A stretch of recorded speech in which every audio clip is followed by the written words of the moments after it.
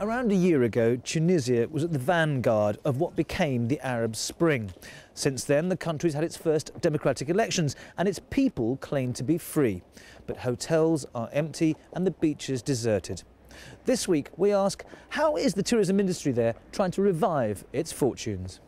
The most important thing now to give business to the people, that they find job, this is the main important things, and the rest will follow. Also this week, how green is your hotel? We've got the newest Ecolux review site and find out how you can choose who you sit next to on the plane. That's online check-in later in the show. And does the past hold clues as to how we might become better tourists in the future?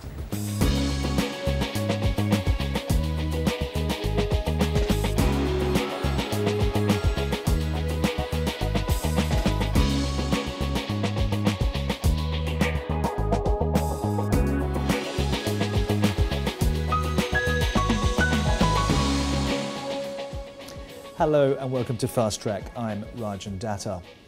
It was the nation that sparked the Arab Spring, a country that enjoyed a tourism industry worth $2.5 billion a year. But that was before the revolution. After the uprising in Tunisia, foreign offices warned against travelling there, and many hotels didn't even bother open up for the summer season. A year on from it all, Anna Holligan has returned to Tunisia to see what they've been trying to do to revive their tourism industry.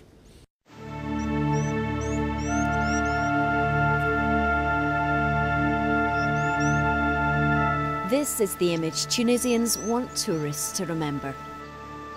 The Sahara is the largest desert on Earth. It stretches for 9 million square metres, giving it a landmass roughly the same size as the United States.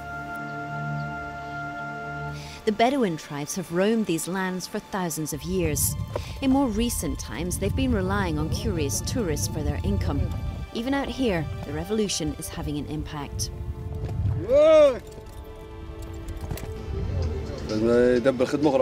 He said that he must find another job till things would be much better. To stop? He said yes. Because of the revolution? Yes. Others are abandoning the ships of the desert and taking to the skies in search of new, more lucrative opportunities and ways of giving tourists a brighter perspective on the country. A trip up in one of these microlights will set you back around $20. From the skies to the seas, it's time to leave the mainland behind and head out to the biggest island in North Africa and one of the most popular tourist destinations in Tunisia. They call this the Island of Dreams. Legend has it that when Ulysses brought his sailors to Jerba, they were so seduced by the island's lotus flower they refused to leave. But the same can't be said for the tourists.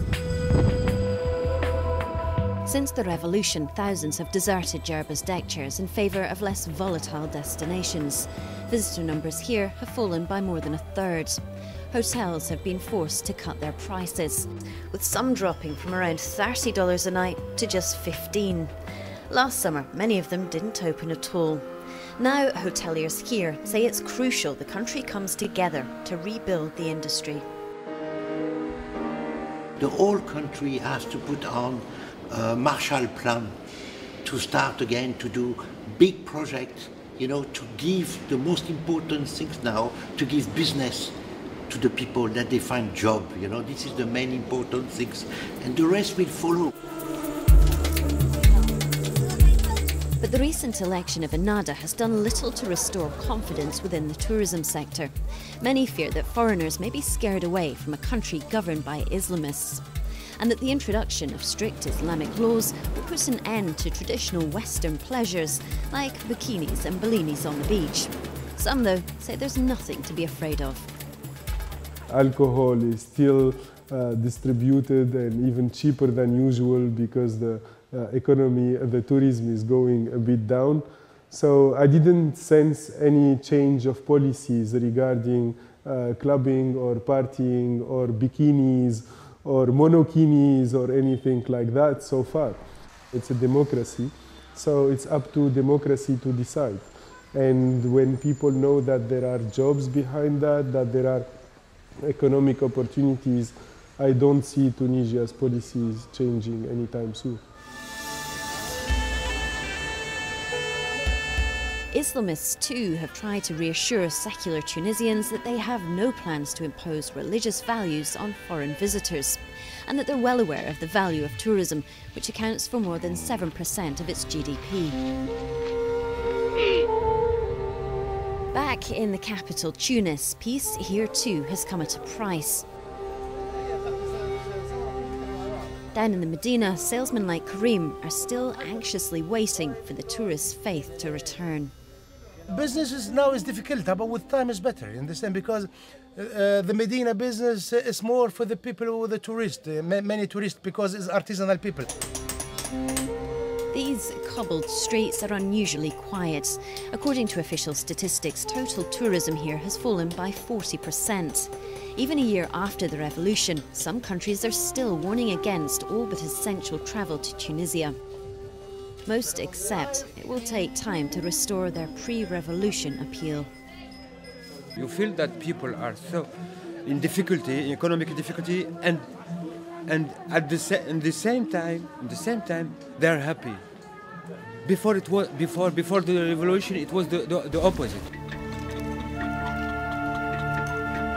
Tunisia is now on a mission to rebuild its reputation and convince the travellers it's safe to return. If it succeeds, then this country could once again lead the way for the rest of the Arab world to follow. Anna Holligan there reporting from Tunisia, where, as in much of the region, the revival of tourism will be seen as a litmus test as to how well new regimes are progressing. Now to your emails, and last week we looked at frequent flyer miles and asked, is it actually worth trying to accumulate them? Well, it proved to be a hot topic for many of you. Alan Campbell from South Africa has been collecting air miles with British Airways for years, but he says it's barely worth redeeming them. I've been a gold card holder with British Airways Executive Club since the mid-1990s. In October, my wife and I used BA miles for a return flight from Durban to Heathrow in business. The taxes we paid were more than if we'd bought return tickets via the Middle East on Emirates, Qatar Airways or Etihad. Andy Needham from Nairobi believes the answer is to use air miles for upgrades, not flights. He told us, one of the best ways, if not the best way to use your air miles is for upgrades. I recently flew from Nairobi to Bangkok via Dubai and Hong Kong and used air miles to fly business on the A380. It was fantastic. George Rowlands, a frequent flyer based in Singapore, said he finds one of the main problems is accessibility of seats. It takes up to 4 times as many points to do a redemption than with other major carriers, and Singapore never seems to have any of their saver seats available. So now, in my view, there are few practical benefits for frequent travellers. Thanks as ever for all your emails. Please keep them coming. Our address, as usual, is fasttrack@bbc.com, or you can sign up to our Facebook page, and the address is on your screen now.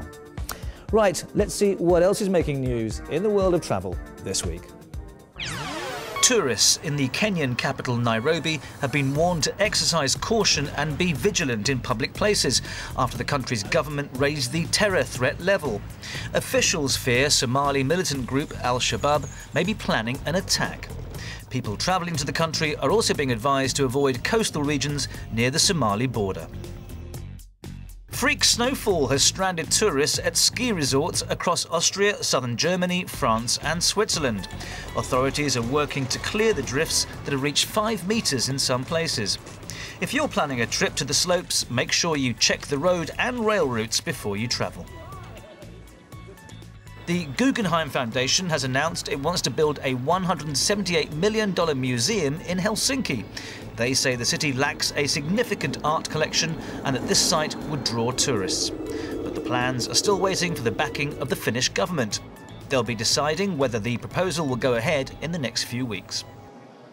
And Chinese builders have been called the fastest on the planet after constructing a 30-storey hotel in just 15 days. The Ark Hotel in Hunan province was pieced together from pre-built sections and is designed to withstand a magnitude 9 earthquake.